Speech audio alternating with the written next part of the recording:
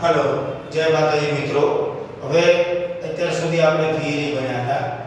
હવે આપણે જે ટૂંકા દાખલાઓ પૂછાય છે ત્રણ ગુણ ટૂંકા દાખલાઓ પૂછાય છે ગુણ 3 તો 3 ગુણના પ્રશ્નો હવે આપણે જોવાના છે।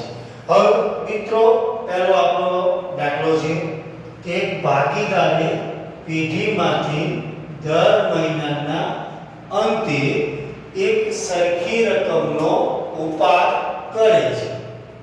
વર્ષના અંતે કુલ વાર્ષિક ઉપાડ ₹12,000 કરેલ છે। જો ઉપાડ પર વાર્ષિક 12% લેખે વ્યાજ વસૂલ કરવાનું હોય તો વર્ષના અંતમાં ઉપાડ પર વ્યાજ ગણો। હવે જો મિત્રો દાખલો જોઈને આપણને એમ થાય કે ભાઈ 12,000 આપણે વ્યાજ આપેલો છે ઉપાડ અને વાર્ષિક ઉપાડ પર 12% લેખે વ્યાજ આપેલું છે એટલે આપણે ગણતરી કરી નાખી કે ભાઈ 12,000 ના 12% કાઢો। તો મિત્રો હું 4 વર્ષથી મોડરેટરનું કામ કરું છું કે ભાઈ ઘણા છોકરાઓ છે આ દાખલાની અંદર ભૂલ જ પહેલી કરે છે। પહેલી ભૂલ કઈ જગ્યાએ કરે છે પહેલા આપણે એ જોઈએ કે ભાઈ ભૂલ થવાની સંભાવના। તો ભૂલ થવાની સંભાવના કેવી મિત્રો? તો પહેલું છે કે ભાઈ આપણે 12,000 લઈ લીધા 12,000 લઈ લીધા એના 12% કરીને ગયા 12% કરીને આપણે સીધો એનો મૂકી દઈએ કે ભાઈ 1440 મૂકી હવે આ રીતે આપણે મૂકી દીધો। આના છે એ ત્રણ ગુણ કઈ રીતે આવી શકે પહેલી વસ્તુ છે।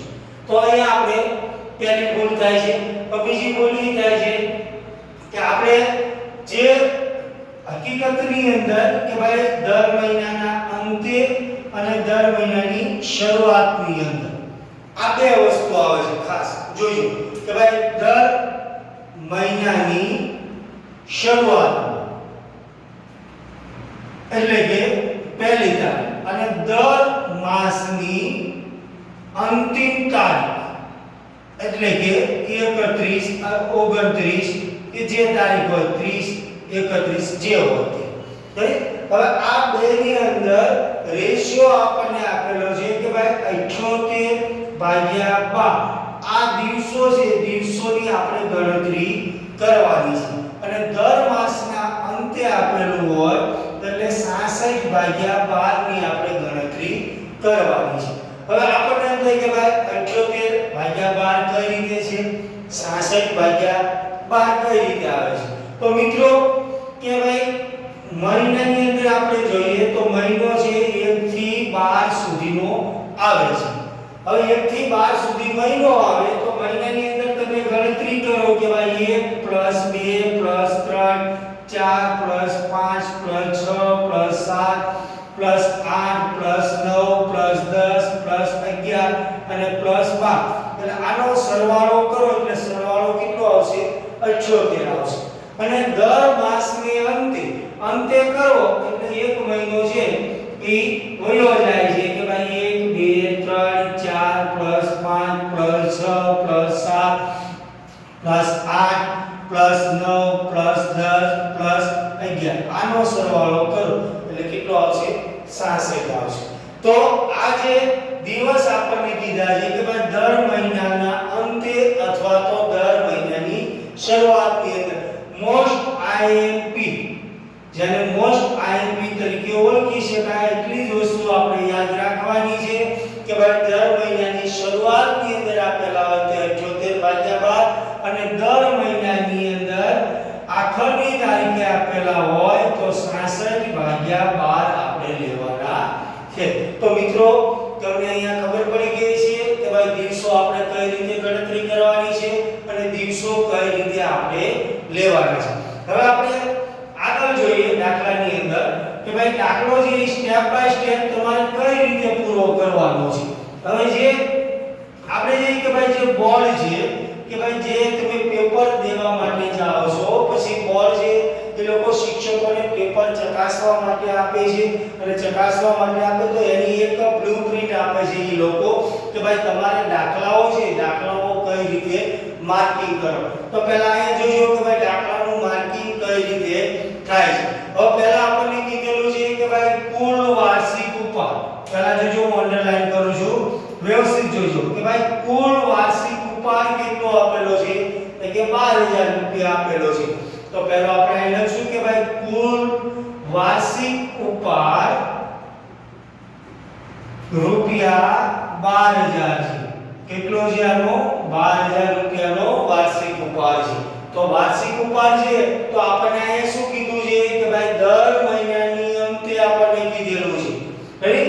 એટલે કે ભાઈ મંથલી આપણે ઉપાડ છે ઉપાડ એનો ગોતવો પડશે. તો આપણે લખશું કે ભાઈ મહિનાનો ઉપાડ એક અથવા તો એક માસનો ઉપાડ કે ભાઈ એક માસનો ઉપાડ કેટલો થાય છે. તો એક માસનો ઉપાડ એટલે આપણને અહીં કીધેલું છે કે ભાઈ વાર્ષિક 12000 રૂપિયા છે. વાર્ષિક કેટલો આપેલો છે? 12000 રૂપિયા આપેલો છે. એક વર્ષની અંદર મંથલી કેટલા આવે છે તો કે ભાઈ 12 મહિના આવે છે. હવે 12 મહિનાને 12000 વડે ભાગો એટલે એક મહિનાનો ઉપાડ કેટલો થયો તો કે ભાઈ 1000 રૂપિયા છે. 1000 રૂપિયા ઉપાડ થયેલો છે. હવે આપણને એમ કીધું છે ઉપાડ પર વાર્ષિક 12% વ્યાજ આપવાનું છે. કેટલું આપવાનું છે મિત્રો જોજો બરોબર. તો ભાઈ 12% લેખે એનું વ્યાજ આપવાનું છે. તો અહીંયા આપણે લખી શકશું કે ભાઈ ઉપાડ પર વ્યાજ. તો ઉપાડ પર વ્યાજની આપણે ગણતરી કરીએ છીએ. એક માસનો ઉપાડ છે આપણી પાસે 1000 રૂપિયા છે. વાર્ષિક વ્યાજ આપણે આપવાનું છે 12% છે અને દર મહિનાના અંતે આપણને કીધું દર મહિનાના અંતે એટલે મિત્રો આપણે કેટલા લઈશું? આપણે અગાઉ હમણાં શીખી ગયા કે ભાઈ દર મહિનાના અંતે 66/12. બરોબર? તો હવે આના છેદ ઉડાડી શકો છો મિત્રો કે ભાઈ 12 ગયા છે, આ બે મીંડા ગયા છે, આ બે મીંડા ગયા છે, પાછળ આપણને કેટલા વધ્યા? 660. તો ઉપાડ પર વ્યાજ કેટલું આવી ગયું મિત્રો? એક મહિનાનું 660. હવે જુઓ કે ભાઈ વાર્ષિક ઉપાડ 12000 હતો. રેડી?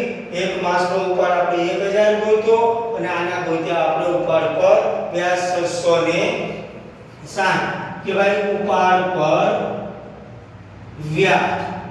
હવે જુઓ કે ભાઈ જે બોર્ડની જે થિયરી છે એની અંદર આ ગણતરી કરવામાં આવે કે ભાઈ ઉપાડ લખ્યો છે વાર્ષિક ઉપાડ તો એક ટીક કર્યો છે, એક માસનો ઉપાડ કર્યો છે તો ઉપાડ ગોતો છે કે નથી ગોતો તો કે ભાઈ ગોતો છે. અને ઉપાડ પર વ્યાજ છે, ઉપાડ પર વ્યાજ અને કેટલું આપેલું છે તો કે 660. તો આ જે ત્રણે ટીક થઈ કે ભાઈ પહેલી, બીજી અને ત્રીજી. તો આના ત્રણ ગુણ છે એ ત્રણ ગુણ તમે સહેલાઈથી મેળવી શકો છો. રેડી? તો મિત્રો તમને યાદ રહ્યું છે? વ્યવસ્થિત ન યાદ રહે તો ફરી વખત ટ્રાય કરો કે ભાઈ કુલ વાર્ષિક ઉપાડ 12000 રૂપિયા છે.